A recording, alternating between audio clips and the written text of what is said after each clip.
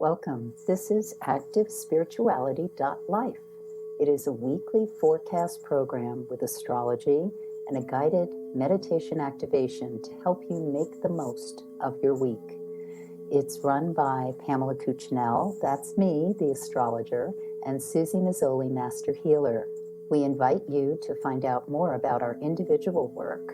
Suzy Meszoly, SuzyMeszoly-healer.com, or insightoasis.com for astrology. You can also find both of us at ActiveSpirituality.life, and we look forward to your joining us every week. Please share with your friends. Here we go. Welcome, everybody, to week 10 of 2022. Pam's going to let us know all about the week starting Monday, March the 7th, and then I'll be back with our meditation. What's in store, Pam? All right, March 7th.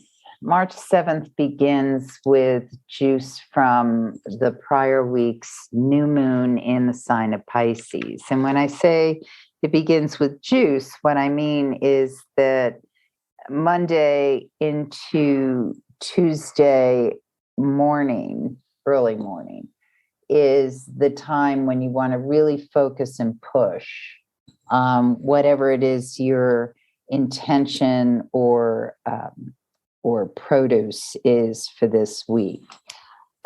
It's a very powerful position for the moon in Taurus to be, because it's basically drawing up a lot of unconscious directed energy.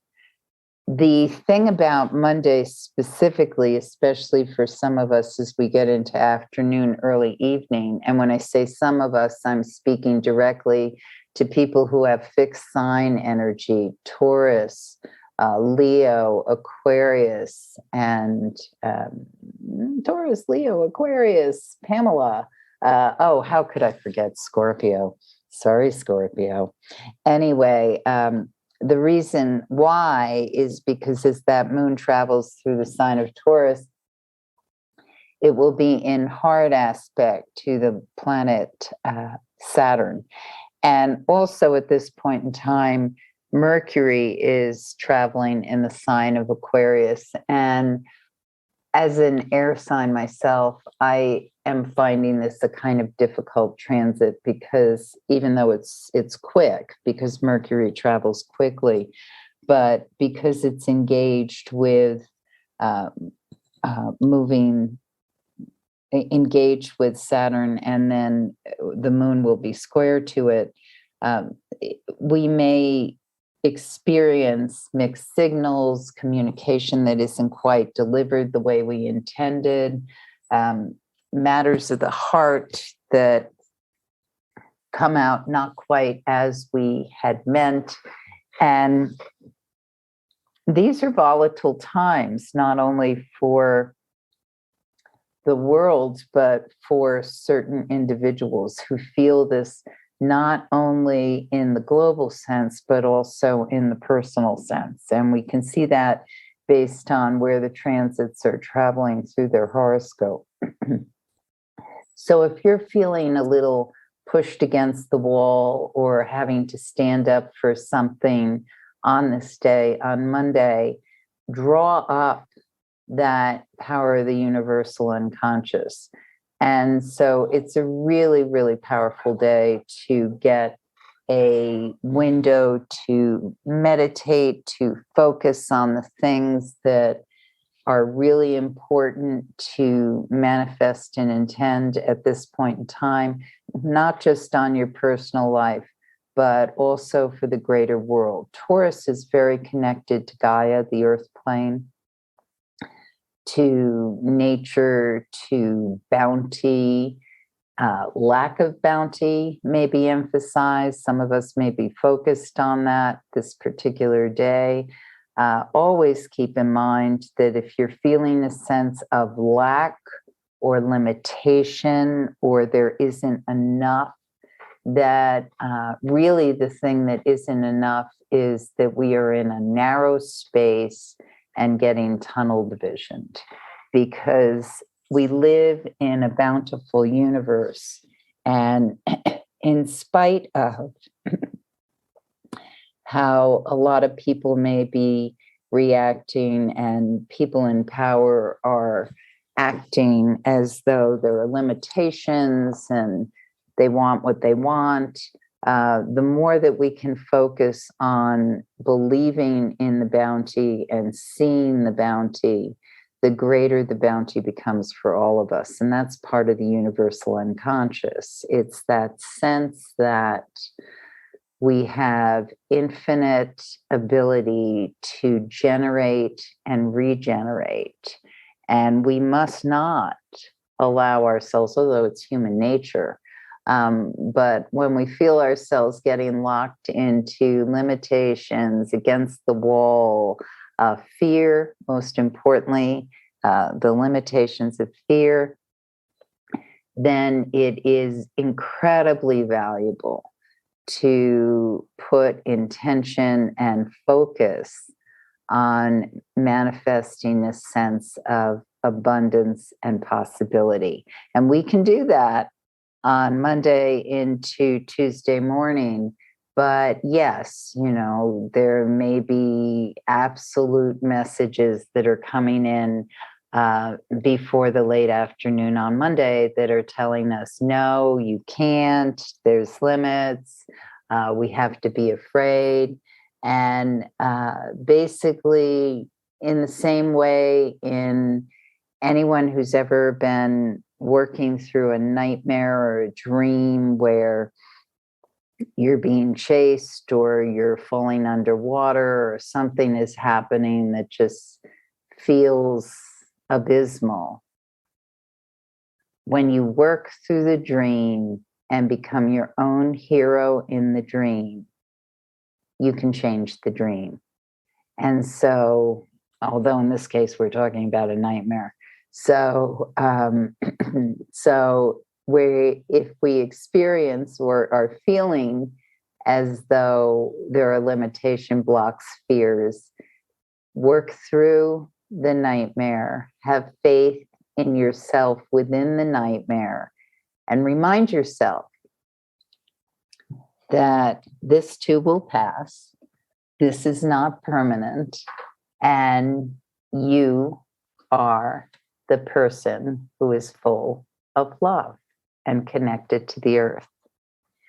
So on Tuesday, so we passed that kind of hurdle point by 5 o'clock in the late afternoon Eastern time on March 7th. And then we go into a very nice evening, although, as I said, watch your communications, into early morning on Tuesday, same thing, watch your communications. And very juicy energy occurs as of about 9:05 a.m. until around 9:30 a.m. on Tuesday. And that's when you want to shoot out whatever email, note, text, manifestation, intention, mantra, whatever it is you're putting out in the world that says, I believe in excellent opportunities and success. The moon goes void, of course, at 9:35 a.m. on Tuesday and doesn't enter Gemini until 1:40 p.m. So in those several hours when the moon is void, of course, it's good to work on something already in motion, clear off your desk. Don't engage in anything that's starting a new project. Ideally, you did that before the moon went void or on Monday.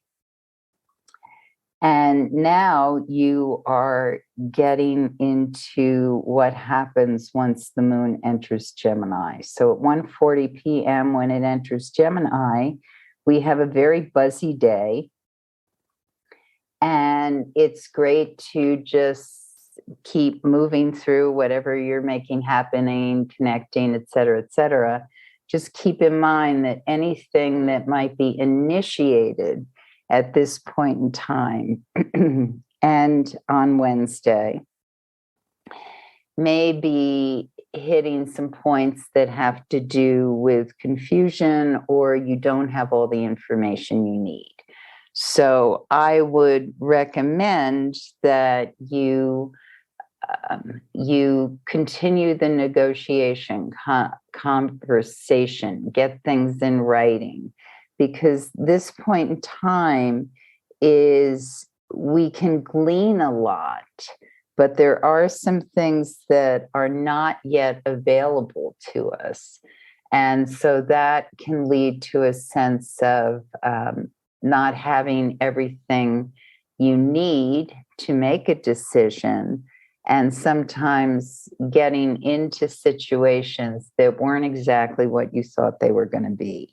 So it's a productive day, but keep in mind that little piece depending on what it is you're doing or want to do. And this follows into Wednesday as well, Gemini moon, communication, conversation, a lot happening at once, which air and fire signs usually love and thrive on, and water and earth signs say, oh, turn off the noise.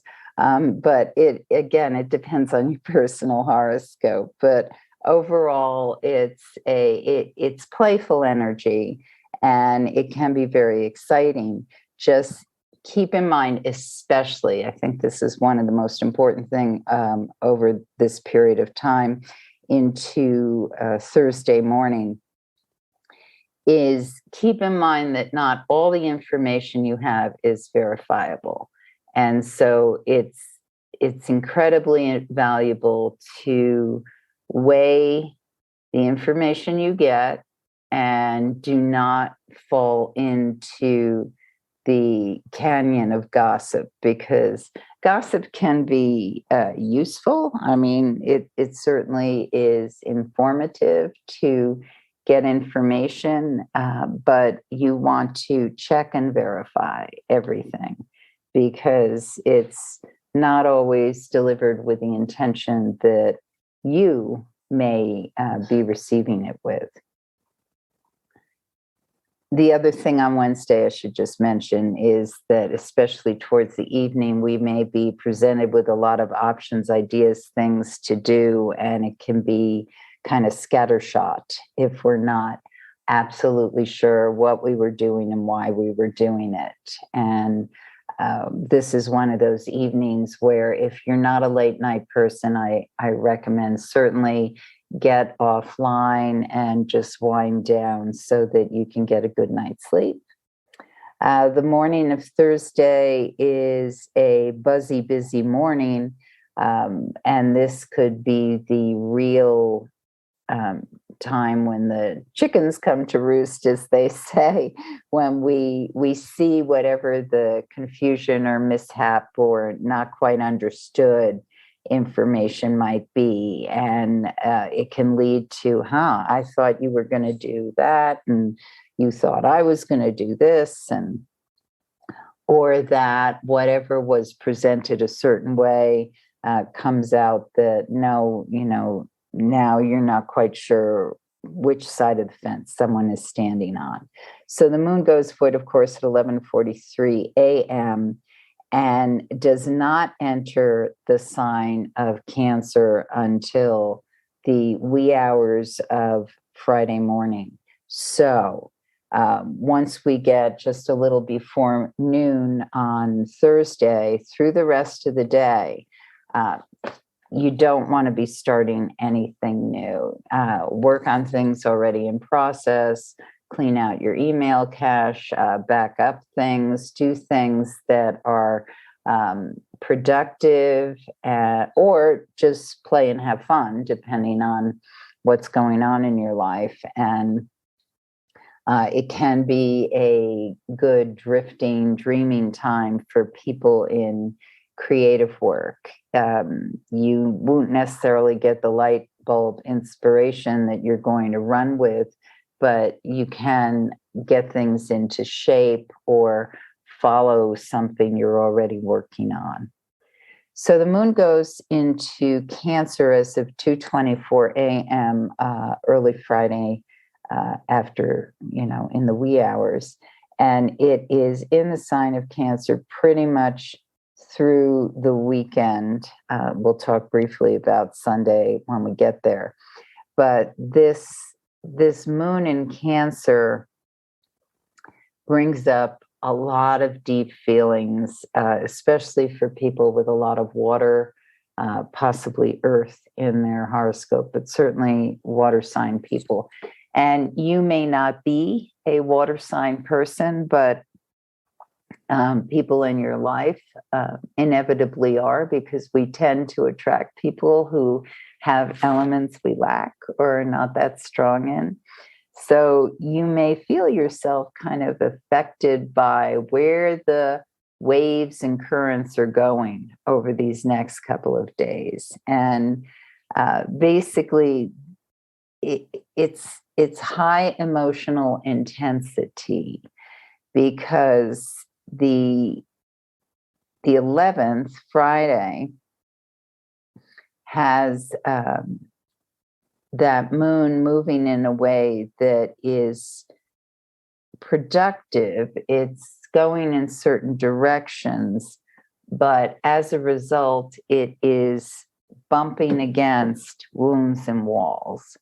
So as it does that, it's as though picture a heavy rain that fills up. I'm in Mexico, we call it arroyo, but it fills up a dry creek bed or something that hasn't gotten a lot of water for a while. So it fills it up and then it races along. And as it does, it's pulling things in and unearthing pieces of the dry earth, because when the earth is so dry, yes, it absorbs water, but it also is prey to erosion, to just have it move along. So this is emotional erosion that happens on Friday, Saturday into Sunday morning. And the thing about emotional erosion is that we can resist or not know what to do with it, because when something is suddenly unearthed or moved and we don't have the protective devices or the shells that we're so used to putting in place, the facade, it can be raw. So Friday can be a raw day for some people. I don't know that it would erupt or present itself until, let's say, the evening. So one could be out doing work, doing things they have to do, and then they get home and they just kind of, everything comes out. And for those of us who have trouble expressing emotions or aren't in a place where we can really do that, then this might be a good evening to take a bath, watch a movie that allows you to get into the movie's emotions so that you're not necessarily revealing or letting yourself go in a situation that doesn't feel safe or comfortable. I mean, ideally, I think that the best place to be for most of us Friday evening is someplace where we feel safe, secure, can have a meal that's grounding and comforting, and get a good night's rest. I mean, that really is a great way to spend Friday the 11th in the evening. In the morning, we can move a lot more gracefully through the day on the 12th.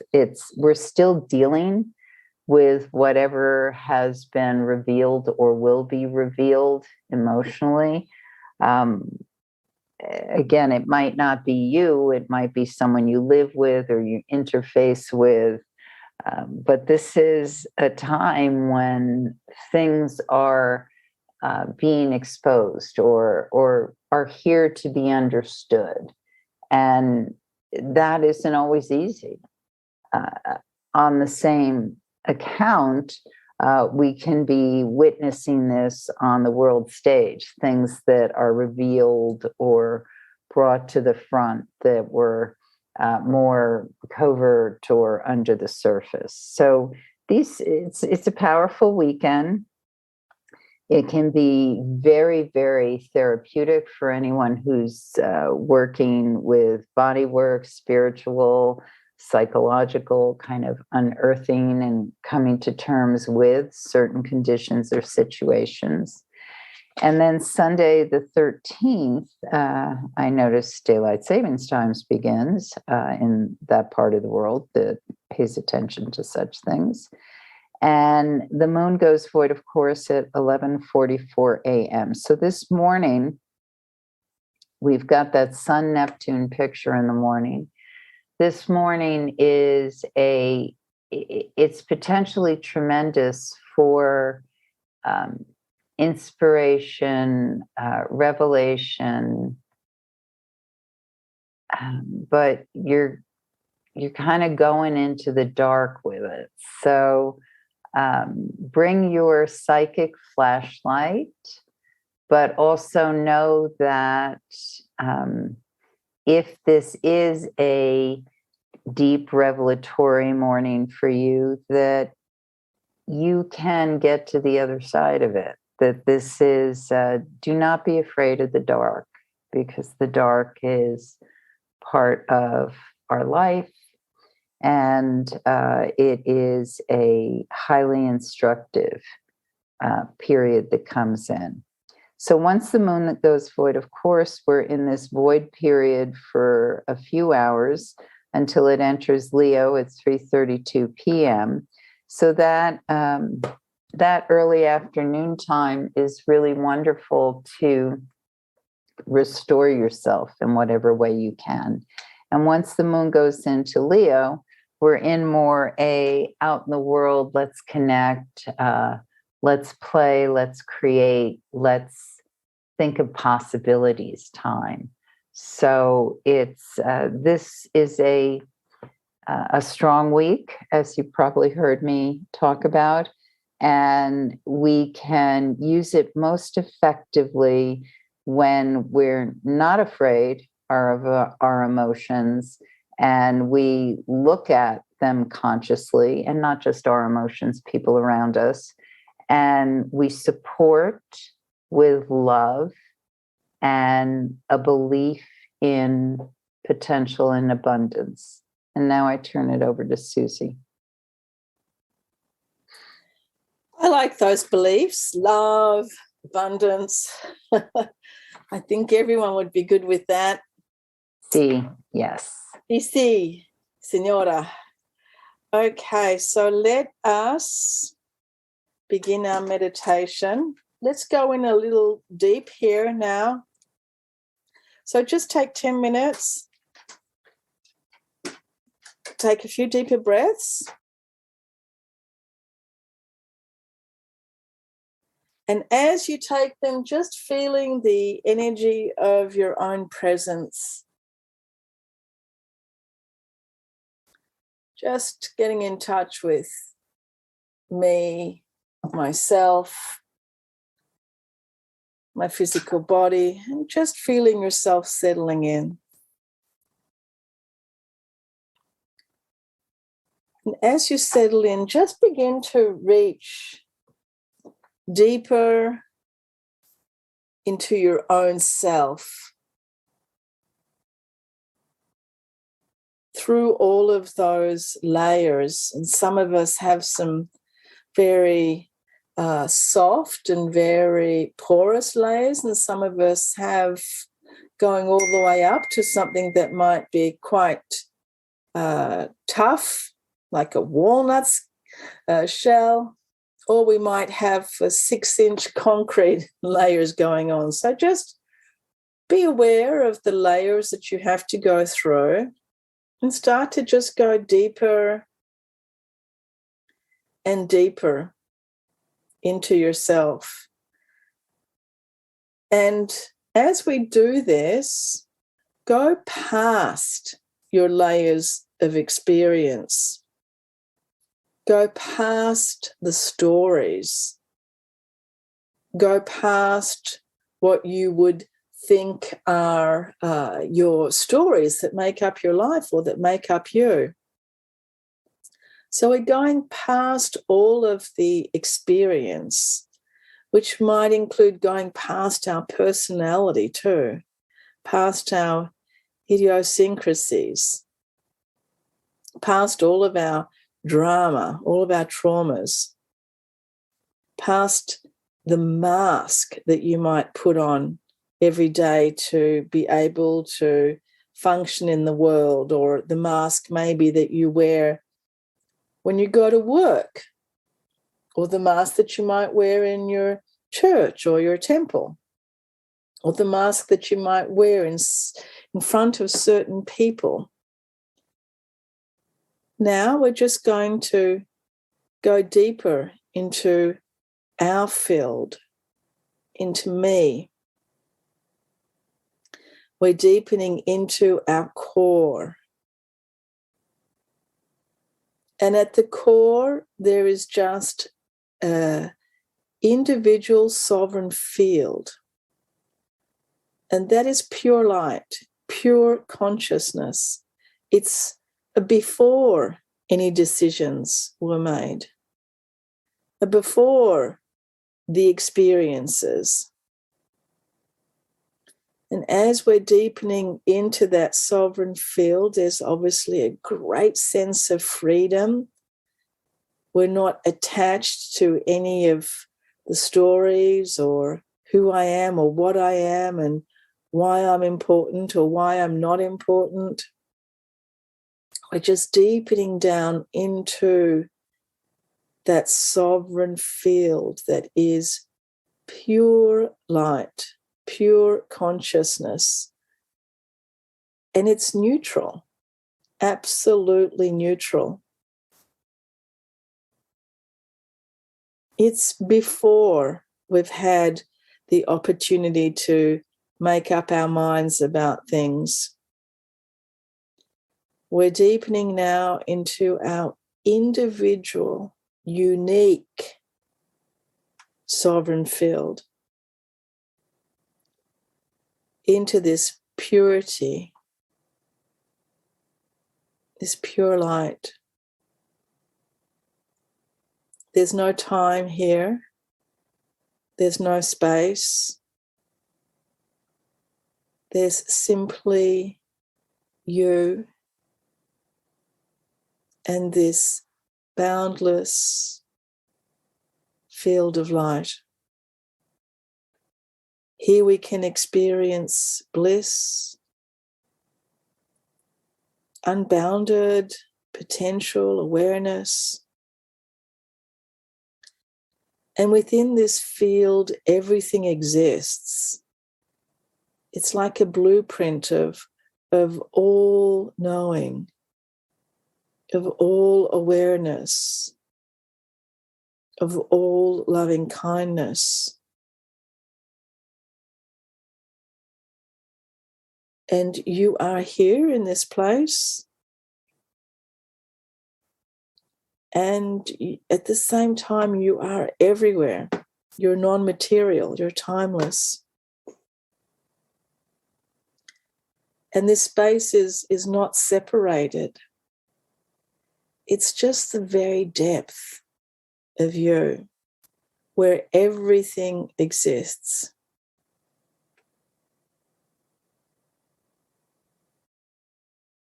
It is where you are connected to all that exists, to all that doesn't exist. And it's where you're connected before all of the differentiation, before everything branches out into thousands and millions of details. It's the space before we start to analyze, even before we start to create. It's that fecund space, that pregnant space, full of the entire infinite universe. that is within you. It's simple, it's peaceful, it's calm.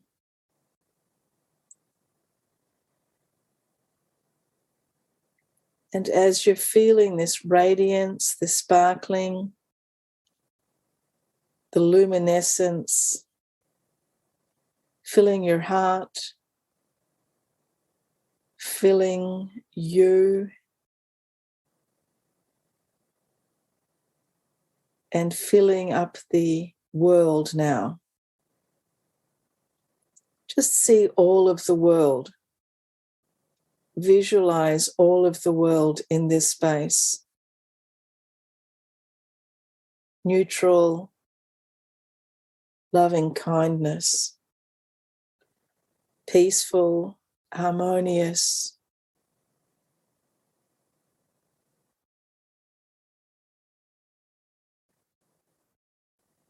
And continue to hold this vision of yourself, this vision of the world,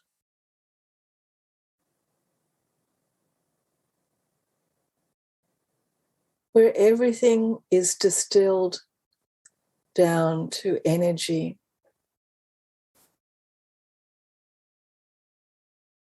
Neutral, peaceful energy.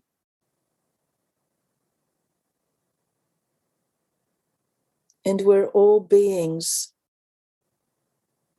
where everything here on this earth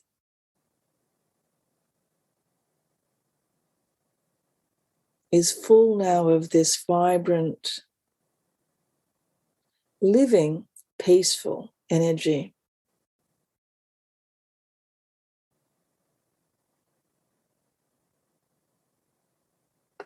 Where there is no story, no form, no actions, just the stillness. The stillness of you.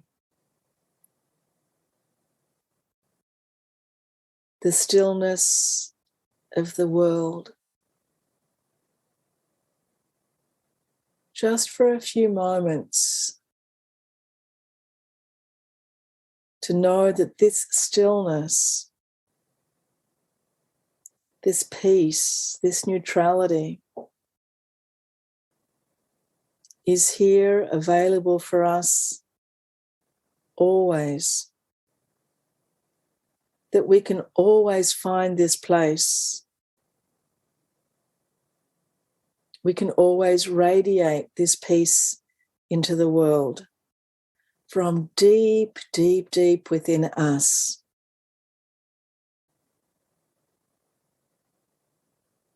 And as we feel this, we gently open our eyes, take a few deeper breaths, and bring this stillness, this peacefulness into our worlds.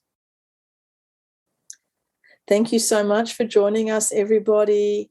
Thanks so much, Pam, and have a peaceful week, everyone, and we'll see you next week. Thank you. Love now. You have been listening to Suzy Meszoly and Pamela Cucinell of ActiveSpirituality.life.